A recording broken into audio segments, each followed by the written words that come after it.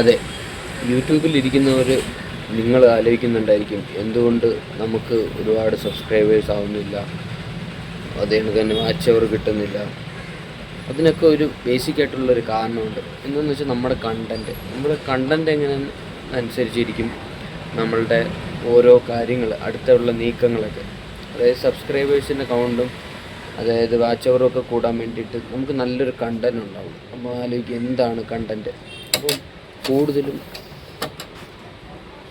നമ്മുടെ ഇപ്പോഴുള്ള ഒരു ടൈമിൽ എല്ലാവരും ശ്രദ്ധിക്കുന്നത് എന്തെന്ന് വെച്ചാൽ കറൻ്റ്ലി എന്താ നടക്കുന്നതെന്നുള്ള വിഷയം. അത് എന്തായാലും കണ്ടൻറ്റിനൊരു പഞ്ഞമില്ലാത്തൊരു കാര്യമാണ്. കാരണം ഇപ്പം നടക്കുന്നൊരു സംഭവം ആൾക്കാരിലോട്ട് നിങ്ങളുടേതായിട്ടുള്ള സ്റ്റൈലിൽ കൊണ്ടുവന്ന് എത്തിക്കാൻ നോക്കുക. ഇപ്പം എന്തെങ്കിലും ഒരു ഫങ്ഷൻസ്, ദീപാവലി, ഇപ്പോൾ അതേണ്ടത് തന്നെ എന്തെങ്കിലും സമൂഹത്തിൽ മറ്റുള്ളവർക്ക് പ്രയോജനപ്രദമായിട്ടുള്ള എന്തെങ്കിലും കാര്യങ്ങളാണ് നിങ്ങൾക്ക് പറയേണ്ടതെങ്കിൽ അത് അവതരിപ്പിക്കുന്ന ഒരു രീതി നല്ല വ്യക്തമായിട്ടും കൃത്യമായിട്ടും ക്ലിയറായിട്ടും നിങ്ങളങ്ങനെ അവതരിപ്പിച്ചുകൊണ്ടേയിരിക്കും. നിങ്ങൾക്ക് തന്നെ കുറേ ഐഡിയകൾ ഡെവലപ്പ് ആവും.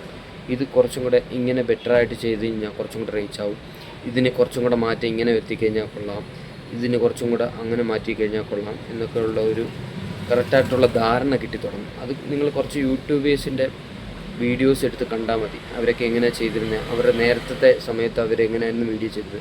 എനിക്കൊക്കെ നല്ല ഇൻസ്പിറേഷനായിരുന്നു പഴയ വീഡിയോസിലൊക്കെ ഉണ്ടായിരുന്നത്. കാരണം പലരും ചെയ്തിരുന്ന വീഡിയോയിൽ നിന്ന് എത്രത്തോളം ഇമ്പ്രൂവ്മെൻ്റ് ആയെന്നുള്ളത് അടുത്തടുത്ത വീഡിയോസിലും അവരുടെ വ്യൂവേഴ്സിൻ്റെ കൗണ്ടിലും നമുക്കത് ചെക്ക് ചെയ്യാവുന്നതാണ്. അതുകൊണ്ട് നിങ്ങൾക്ക് ഡൗട്ട് വരുന്ന കാര്യങ്ങൾ നിങ്ങൾ ജസ്റ്റ് അത് തള്ളിക്കളയാതെ നിങ്ങളതൊരു പാഷനായിട്ട് ഏറ്റെടുത്തിട്ട് അതിൻ്റെ കറക്റ്റായിട്ടുള്ള അത് നമുക്കിപ്പോൾ എന്താ ഡൗട്ട് വരുന്നതെന്ന് വെച്ചാൽ അത് യൂട്യൂബിൽ സെർച്ച് ചെയ്ത് കൊടുത്തു കഴിഞ്ഞാൽ അതിനെക്കുറിച്ച് ഡീറ്റെയിൽ ആയിട്ട് ചെയ്യുന്നവരുടെ അടുത്ത് നമുക്ക് കിട്ടും.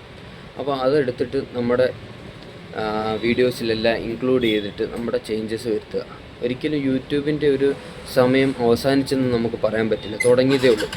ആദ്യമേ തുടക്കക്കാരായിട്ടുള്ള ആൾക്കാർക്ക് നിറച്ച് വീഡിയോസ് കാര്യങ്ങൾ അവർക്ക് ചെയ്തുകൊണ്ടിരുന്നു. അപ്പോൾ അതനുസരിച്ച് അവർക്കുള്ള മില്യൺസ് ഓഫ് വ്യൂവേഴ്സ് വന്നുകൊണ്ടിരുന്നു. ഇപ്പോൾ എല്ലാവർക്കും ഷോർട്ടിലോട്ട് ചുരുങ്ങിയേ പോയേക്കാണ്. പഴയ ആൾക്കാരുടെ അങ്ങനെ തന്നെ കണ്ടുപോകുന്നുണ്ട്. പുതിയ ആൾക്കാർക്ക് ഇപ്പോൾ ഏറ്റവും നല്ലൊരു മാർഗ്ഗം എന്ന് വെച്ചാൽ ഷോർട്സാണ്.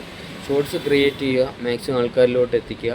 നിങ്ങളുടെ വീഡിയോസിനെ കുറച്ചും കൂടെ നിങ്ങൾക്ക് മറ്റുള്ളവരുടെ മുമ്പിൽ എത്തിക്കാൻ പറ്റുന്നതാണ്. അങ്ങനെയൊക്കെ ഒന്ന് ട്രൈ ചെയ്ത് നോക്കുക, നിങ്ങൾ സക്സസ് ആവും.